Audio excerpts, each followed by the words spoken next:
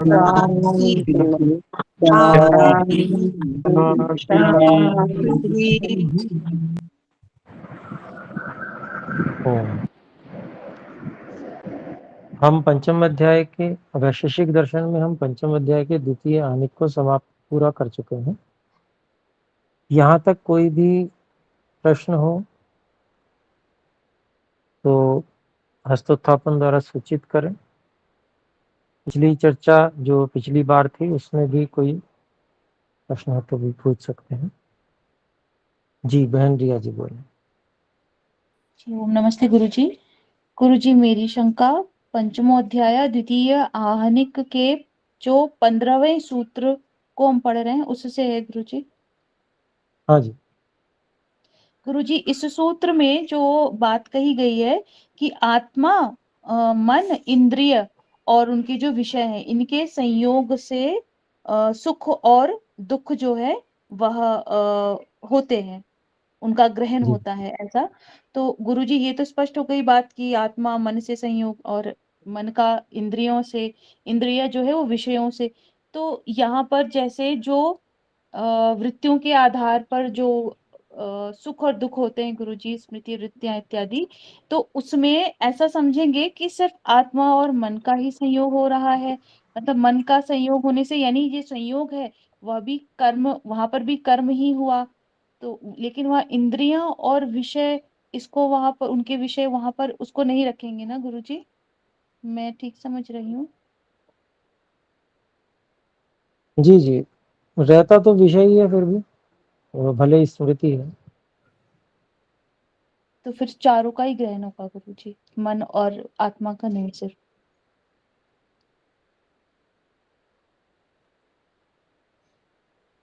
नहीं होगा तो केवल दो का ही ग्रहण, जहाँ सुख दुख इस प्रकार से होता है स्मृत्यात्मक। जी गुरुजी। तो वहाँ केवल आत्मा और मन का ही ग्रहण होगा। जी लेकिन वो विषय जो है वहाँ स्मृति में है केवल, बस इतना अंतर है। इंद्रिय का उपयोग नहीं कर रहे, जी इंद्रिय से संपर्क नहीं कर रहे, इंद्रिय का संपर्क विषय से नहीं कर रहे। जी गुरुजी। और वहां पर भी इसका कर्म देखा ही जा रहा है, मन का संयोग कर्म।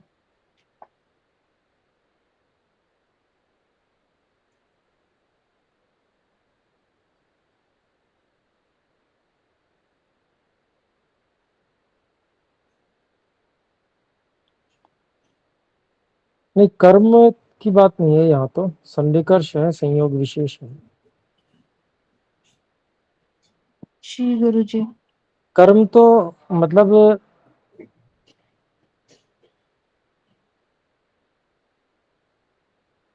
कर्म तो कारण है संयोग में, जी गुरुजी।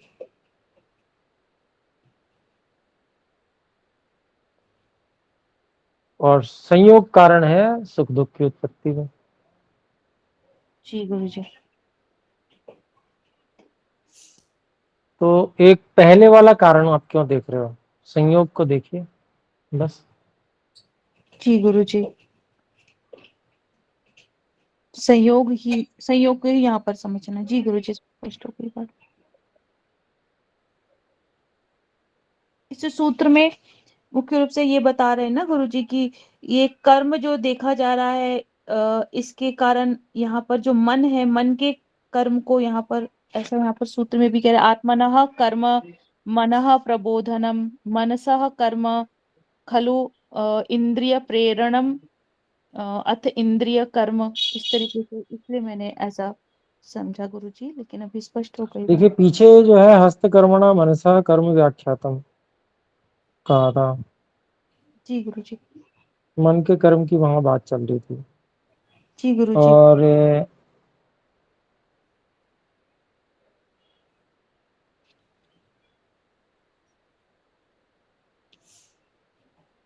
तो कर्म के जो अधिष्ठान है वो तीन है, ये बता रहे हैं वो तो, जी कि मन इंद्रिय और आत्मा, आत्मा मन और इंद्रिय। जी। फिर यहाँ पर उन्होंने बताया कि भाई आत्मा कर्म कर रहा है मन के प्रबोधन में, मन कर्म कर रहा है खलु इंद्रिय के प्रेरण में, और इंद्रिय जो कर्म कर रही है वो अर्थ के ग्रहण में कर रही है। तेन सुखम व दुखम व फलम भवति। तो जो अर्थ ग्रहण में कर्म है उससे सुख दुख आ रहा है, तो अर्थ ग्रहण वो उसके बाद हुआ ना, जी कर्म के बाद संयोग, संयोग से हुआ अर्थ का ग्रहण। जी गुरु जी।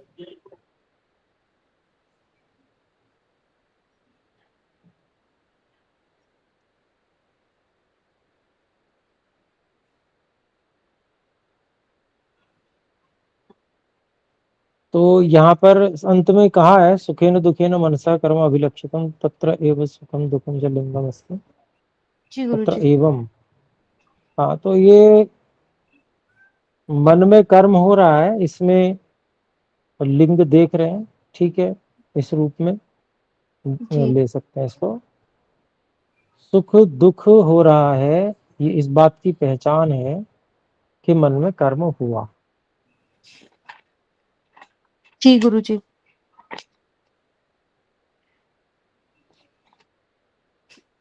ठीक है, इस जी गुरु। स्थिति में जैसे मान लीजिए मन में कर्म हुआ, अगर इसको देखते हैं हम्म। तो ठीक है, उसमें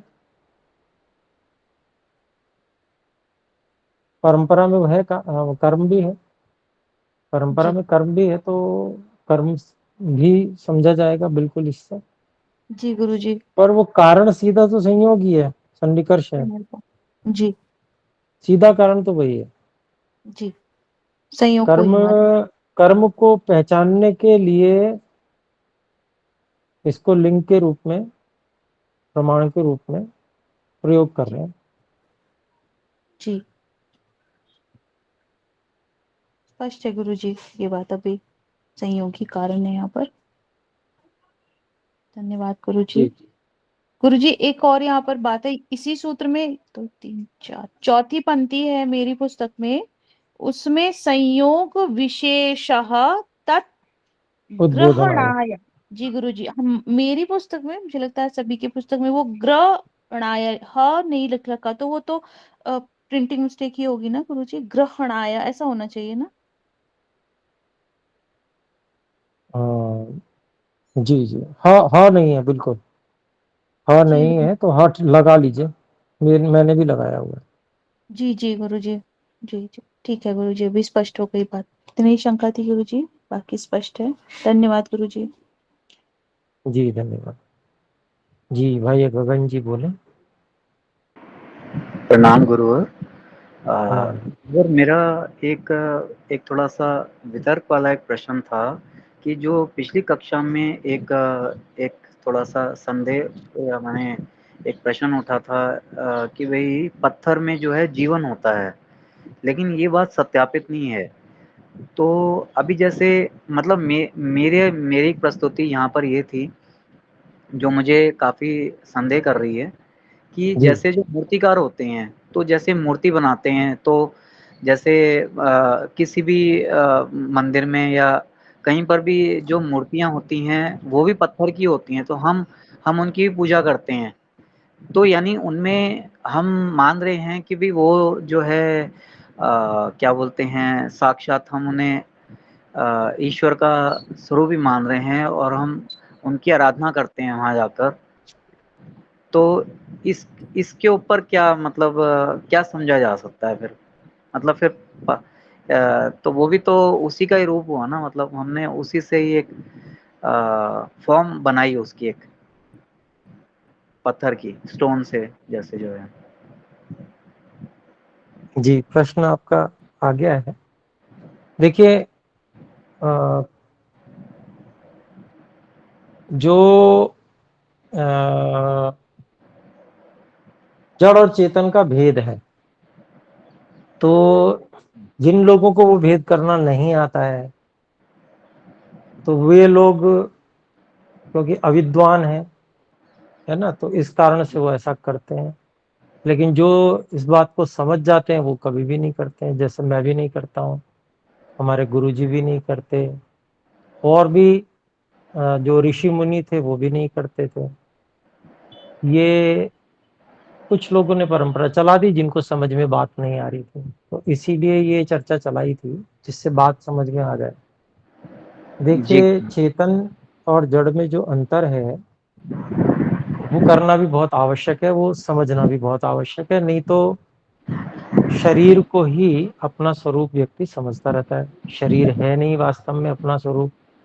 शरीर, हम तो हैं अनादि, अर्थात हम हमेशा से थे, हैं और हमेशा रहेंगे। शरीर हमेशा से नहीं था, अब है और भविष्य में नहीं रहने वाला है। जी ठीक है, तो बिल्कुल। अंतर है दोनों चीजों में, वो अंतर स्पष्ट होना चाहिए अपने को। और जो मान लीजिए हम देखते भी हैं कहाँ कहाँ जीवन है कहाँ नहीं है, तो जीवन जहाँ है वहां पर भी जीवन के लक्षणों को देखा जाता है। चेतन तो नहीं दिखता, चेतन का तो आकार प्रकार रूप है ही नहीं। जी निराकार है वो तो ठीक है, बिल्कुल। जी जी। निराकार है, तो जी गुरु। चेतन का तो कोई रूप है नहीं।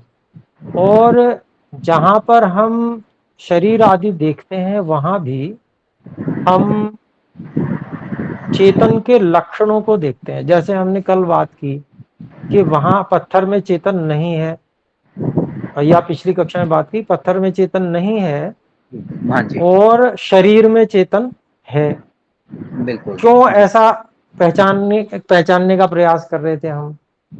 क्योंकि हमें शरीर में या वृक्ष आदि में जीवन के लक्षण मिल रहे हैं और जो पत्थर आदि चीजें हैं इनमें जीवन के लक्षण नहीं मिल रहे हैं। अब जीवन के लक्षण क्या है, तो उसको भी वैशेषिककार ने बहुत अच्छे से बताया है ना, जो हम पढ़ के भी आए। तो उसमें एक हम ये भी ले सकते हैं, जैसे बीज का बनना, है ना, पत्थर में कोई बीज नहीं बनता।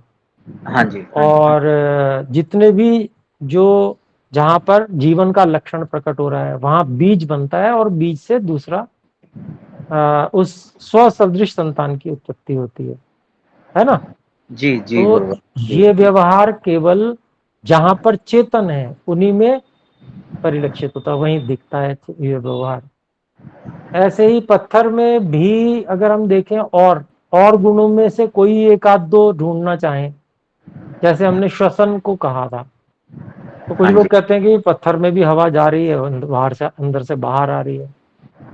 तो हाँ जी। वहां पर उसका उत्तर ये हो सकता है कि भाई जो जिनको यहाँ हम जीवन का लक्षण देखते हैं उन चीजों को एक जगह वैक्यूम क्रिएट कीजिए।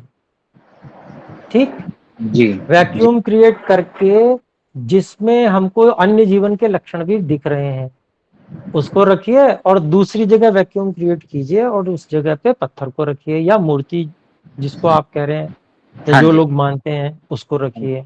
जी ठीक, जी अब जहां पर हम जीवन के लक्षण पा रहे हैं वहां प्राणवायु प्राप्त न होने से जीवन के लक्षण समाप्त होते हुए स्पष्ट प्रतीत होंगे, चाहे वृक्ष पौधा ही क्यों ना हो। बिना वायु के वो ज्यादा समय नहीं टिक पाएगा, वो समाप्त हो जाएगा। ठीक जी है, गुरु। मुरझा जाएगा बिल्कुल। मुरझा जाएगा, खत्म हो जाएगा, वो मर जाएगा कुछ ही हाँ समय बाद में। जी ठीक है, बिल्कुल। जी मनुष्य भी मर जाएगा या कोई भी अन्य प्राणी उस वैक्यूम में जीवित नहीं रह सकता। ठीक है, ये बात आप भी समझेंगे, लेकिन बिल्कुल बिल्कुल पत्थर को रखेंगे, पत्थर पे कोई फर्क नहीं पड़ेगा, जो जैसा का तैसा रहेगा। ठीक हाँ है, जी। हाँ ये तो बिल्कुल है। ये बात जो है सिद्ध करती है इस बात, ये इससे ये सिद्ध होता है कि भाई पत्थर में जीवन का कोई लक्षण नहीं है, वहां कोई आत्मा का वास भी नहीं है। हाँ जी। ठीक है, वहां आत्मा का कोई भोगाधिष्ठान नहीं। हाँ जी तो हाँ जी। अभिप्राय क्या है कि अपने लोगों को भाई जो लोग समझते हैं उनको समझा देते हैं, बता देते हैं। जो लोग चाहते नहीं है कि हम समझें तो फिर हम कहते हैं कोई बात नहीं, आप नहीं समझना चाहते मत समझो। जब आपकी इच्छा हो, जब आपको जिज्ञासा हो, तब आप आइए, हमसे बात कीजिए, हम आपको बता देंगे। तो अभिप्राय क्या है कि ये उसके लिए है जो जानना चाहता है, जिसमें जिज्ञासा है, जो सही निर्णय पे पहुंचना चाहता है ना। और जो जिनका थोड़ा सा ये हो जाता है, मन इस तरह का हो जाता है, वो जिद में पड़ जाता है, मोह कहते हैं उसको। हाँ जी, हाँ जिद जी, और मोह एक ही बात होती है। जी, तो जी उन गुरु। उन लोगों को नहीं समझाया जा सकता। सांख्य दर्शनकार भी इस बात को कहते हैं। वो कहते हैं कि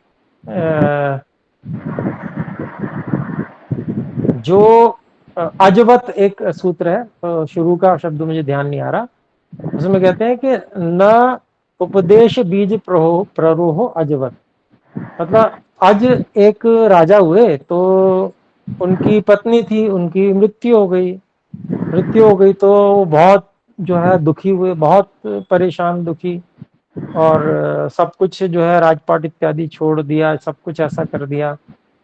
तो उनको बहुत लोगों ने समझाया, पर वो मोह से युक्त थे, उनको कुछ समझ में ही नहीं आया, है ना। तो जी गुरु।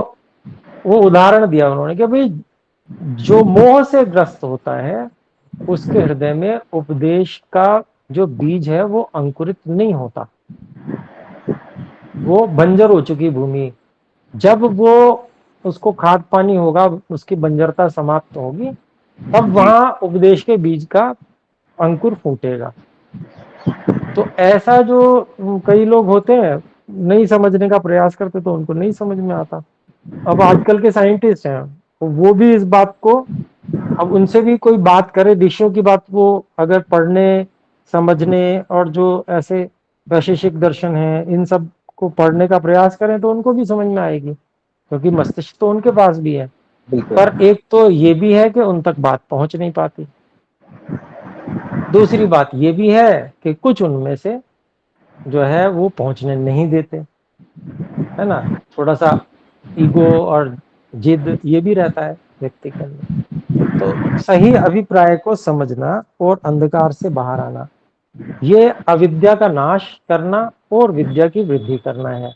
इसी से व्यक्ति की मुक्ति होती है और वो सही मार्ग को पकड़ पाता है। अभी जैसे योग दर्शन है, अभी आपने शायद नहीं पढ़ा होगा, तो योग दर्शन में अविद्या के लक्षण को बताते हैं। अनित्या शुचि दुखानात्मसु नित्य शुचि सुखात्म ख्यातिर अविद्या। 4 भाग में उन्होंने सारी की सारी अविद्या को, संसार में जो अविद्या जो क्लेशों का दुख का कारण है, ठीक है, जी उस गुरु। अविद्या को 4 भागों में बांटा। पहला भाग उन्होंने कहा अनित्य को नित्य समझना, नित्य को अनित्य समझना, ये अविद्या का प्रथम भाग है। नित्य वो होता है जो हमेशा से था, है और हमेशा रहेगा।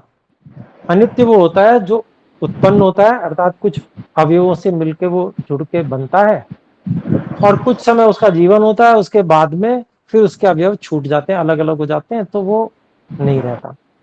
जी गुरु। तो जो चीजें नित्य हैं, तो चेतन चीजें, चेतन वस्तुएं जो है वो नित्य हैं एक तो, और जो जड़ जगत का भी मूल कारण है वो भी नित्य है। हाँ जी। लेकिन जड़ जगत के मूल कारण से जितना जड़ जगत बना हुआ है, क्योंकि वो बना है, तो इसलिए कभी नष्ट भी होगा, इसलिए वो अनित्य है। ठीक है। तो पहली चीज देखना, समझना और निर्णय करना। फिर दूसरी बात उन्होंने बताई कि जो चीज अशुद्ध है उसको शुद्ध समझना, और जो शुद्ध है उसको अशुद्ध समझते रहना। हाँ जी। ये अविद्या का दूसरा भाग है। तो आप देखेंगे बहुत सारे लोग क्या है, अपने आप को बड़ा पवित्र समझते हैं और दूसरे से छुआछूत करते हैं, हाँ जी। है ना। हाँ, ये तो कितने है। ही जी बड़े गुरु। बड़े आप जो है पौराणिक विद्वान हैं, उनको ये कहते सुनोगे कि स्त्रियां गायत्री मंत्र का पाठ इसलिए नहीं कर सकती क्योंकि स्त्रियां अपवित्र होती हैं। उनसे ये पूछा जाए कि क्या तुम्हारा शरीर पवित्र है? कोई क्षण ऐसा जन्म से लेके मृत्यु तक, दाह संस्कार होने तक कोई क्षण ऐसा होता है जब शरीर मल रहित होता हो तुम्हारा? ये तो तो संभव ही नहीं। उत्तर देते नहीं मिलेगा। हाँ, जी। तो ये उनकी अविद्या है, जिसके कारण से वो ये कह रहे हैं कि स्त्रियों का शरीर तो अपवित्र होता है। और जी। जो पुरुष है उनका शरीर पवित्र होता है। भाई कैसे पवित्र होता है? हाँ जी। जब सभी का अपवित्र है तो ये भेदभाव क्यों? भेदभाव किया होगा, बिल्कुल। ठीक है ना? जी। जी तो गुरुदेव। वो अनुचित है, वो अविद्या के कारण से है। फिर तीसरा भाग बताया उन्होंने, जो वास्तव में दुख रूप है उसको सुख रूप समझना, और जो सुख रूप वास्तव में है उसको दुख रूप समझते रहना। कितने ही लोग आप संसार में देखोगे जो यूं कहते हैं हमें मुक्ति नहीं चाहिए,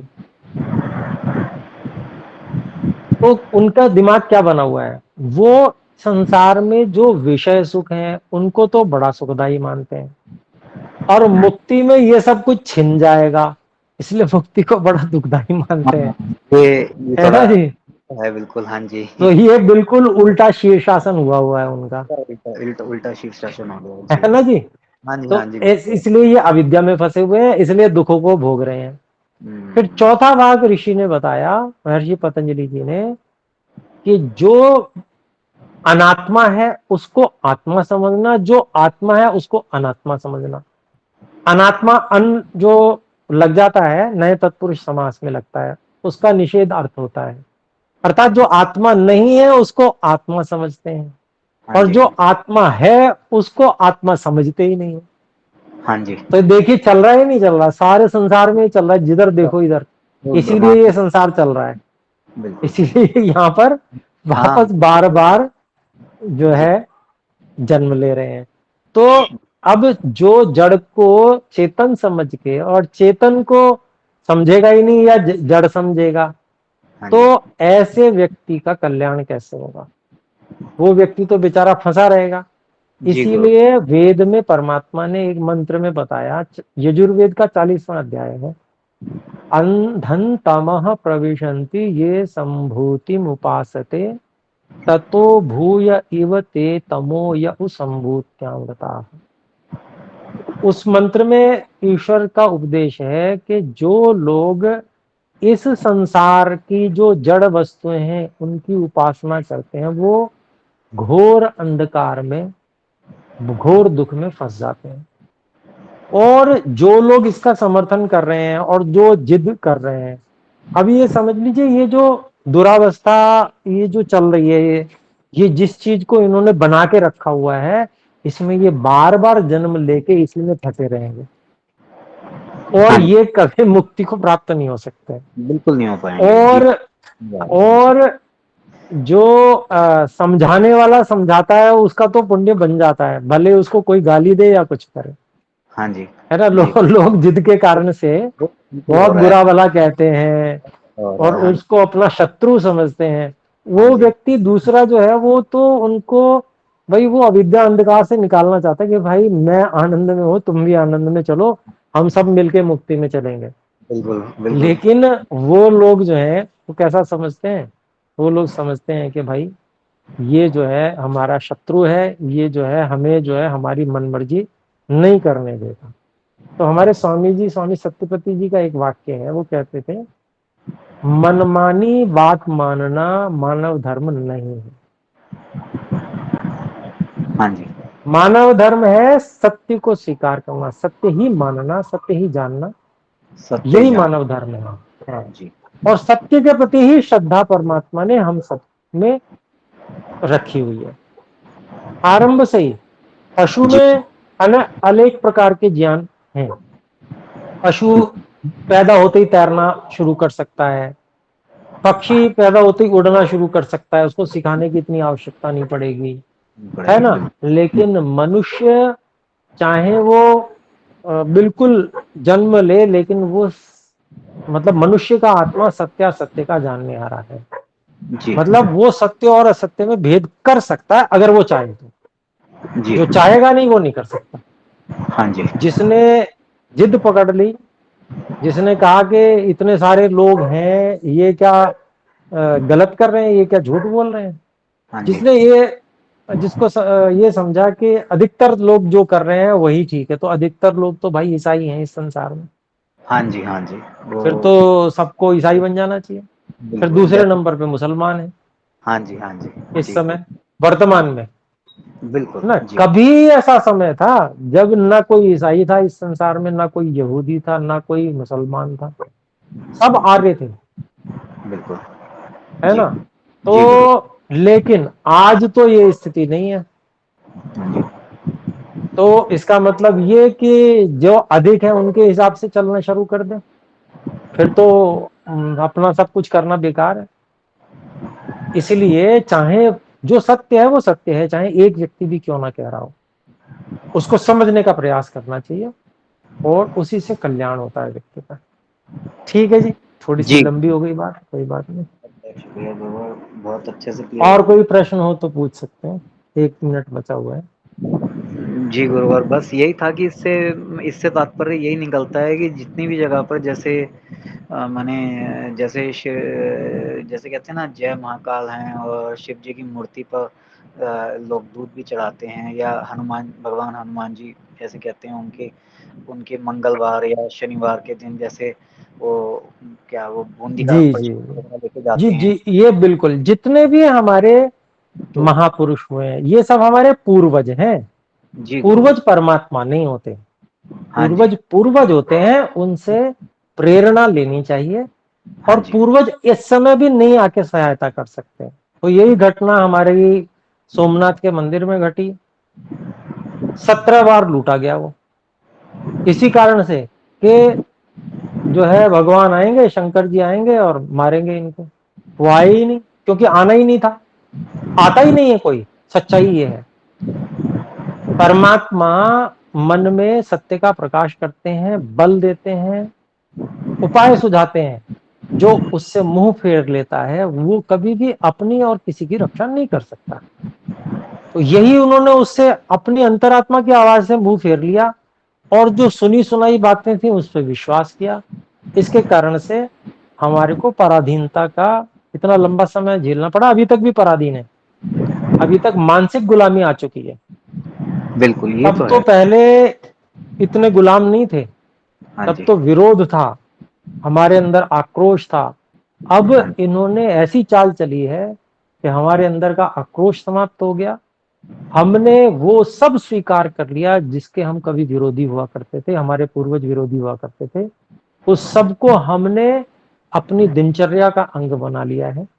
हम बिल्कुल वैसे के वैसे ही जी रहे हैं, जिसके हम कभी बिल्कुल विरोधी हुआ करते थे, उसको बिल्कुल हम अच्छा नहीं समझते थे। वो सब कार्य आज हम मतलब हमारे समाज में सभी अपने हैं सब, है ना। तो जी गुरु। वो सारा का सारा ये चल रहा है। तो ये जो है एक एक व्यक्ति, महर्षि दयानंद सरस्वती जी सत्यार्थ प्रकाश के प्रथम सोमोल्लास में ही लिखते हैं कि ये इस प्रकार से ये जो असंभव देववादी की कल्पना करते हैं, ये शंकर जी को देव मानते हैं, ठीक है, और श्री राम जी को देव मानते हैं कि वो आके रक्षा करेंगे, श्री हाँ जी। कृष्ण जी को मानते हैं कि वो आके रक्षा करेंगे, ये सब झूठ बात है। वो कभी आने वाले नहीं है अब दोबारा। उनका शरीर भी 5 भौतिक था, इसी पृथ्वी जल अग्नि वायु आकाश से मिलके बना था, और बिल्कुल। वो उसी समय उसी काल में विलीन हो चुका है। वो रूप, जी। जो लोग उस रूप की पूजा करते हैं वो बिल्कुल सरासर मूर्खता है। जी क्योंकि गुरु। वो, भाई अगर श्री राम जी को भी अगर किसी ने पूजना है तो वो भी फिर निराकार ही पूजना पड़ेगा। हाँ जी। कल्पना कीजिए, श्री राम की भी किसी ने पूजा करनी है तो श्री राम की जो आत्मा थी वो भी आकार थोड़ी था, जी। वो तो शरीर का आकार था। शरीर वो जल फूक गया, खत्म हो गया। बिल्कुल, पंच तत्व में लीन हो गए। जी। पंचतत्व, वो तो पंच तत्व थे। जी। मतलब जो पूजा कर रहे हैं शरीर को मान के, वो पंच तत्व की पूजा कर रहे हैं, वो श्री राम जी की भी पूजा नहीं कर रहे वास्तव में। बिल्कुल। ये तो ये चीज समझानी समझनी है कि देखो, वैसे किसी भी आत्मा, चाहे महात्मा भी हो, उनसे प्रेरणा लेनी चाहिए, उनके इतिहास से सीखना चाहिए। उनकी पूजा करने की आवश्यकता नहीं है, पूजा तो परमात्मा की ही करनी चाहिए। केवल एकमात्र उपासना परमात्मा की होनी चाहिए, करनी चाहिए, उसी से सबका कल्याण हो सकता है। ईश्वर ही सब कुछ देने वाले हैं। आप जी। किसी से कुछ मांगते रहो, देना परमात्मा नहीं है। हाँ जी। ये बात समझनी है कि जो सर्वव्यापक परमात्मा है वो ही सब कुछ दे रहे हैं। अभी तक दिया है, अब दे रहे हैं, आगे भी यही देंगे परमात्मा। जो ये कार्य है ना कि दे तो कोई और रहा है और धन्यवाद आप करो किसी और का, जी, ये तो तो कल्पना कीजिए कि देने वाले ने आपको दिया जी, और जिसने आपको दिया नहीं उससे आप धन्यवाद करते रहो, तो उसको कैसा लगेगा सोचिए। हालांकि ईश्वर नाराज नहीं होते, ईश्वर दुखी भी नहीं होते, ईश्वर तो हमेशा आनंद में है। हाँ जी, पर हमारा क्या व्यवहार हुआ? हमारा भी तो यथा योग्य उचित व्यवहार होना चाहिए ना। हाँ जी, जिसने जो दिया है उसके प्रति धन्यवाद करें ना, 2 समय सुबह शाम। ठीक है, बिल्कुल, प्रातः सायं जो संध्या है वो परमात्मा की उपासना करनी चाहिए, उसका धन्यवाद करना चाहिए। हाँ जी, धन्यवाद कर रहे हैं, अब हनुमान चालीसा पढ़ रहे हैं, हाँ धन्यवाद जी, कर रहे हैं तो सुंदर कांड का पाठ कर रहे हैं, या रामायण की चौपाइयां पढ़ रहे हैं, बिल्कुल, या कुछ और ही जिसको कहते हैं शिव तांडव स्तोत्र कर रहे हैं, या पता नहीं क्या क्या करते हैं। बहुत कुछ हो जो रहा जो है। करते हैं वो सारी की सारी चीजें बिल्कुल बेकार है।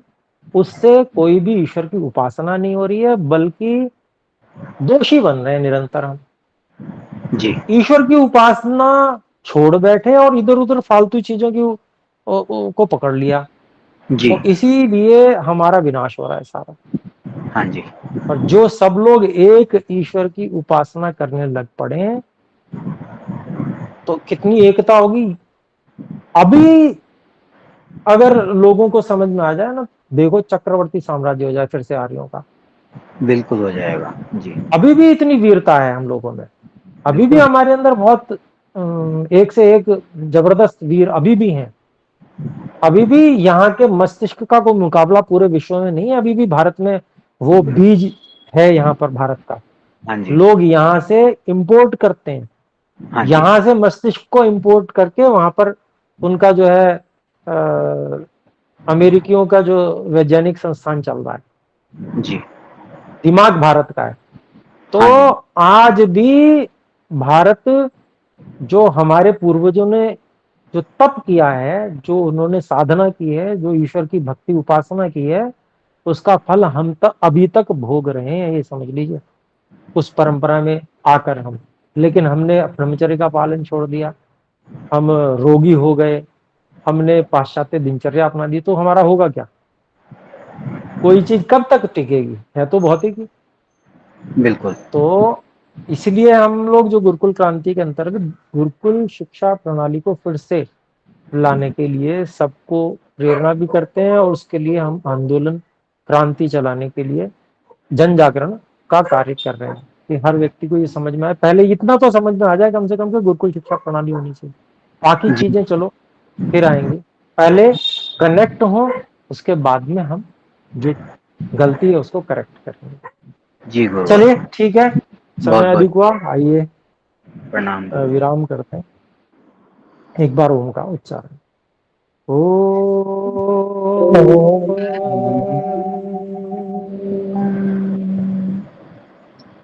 सभी को सादर नमस्ते। सादर जी, नमस्ते। नमस्ते गुरु जी। नमस्ते।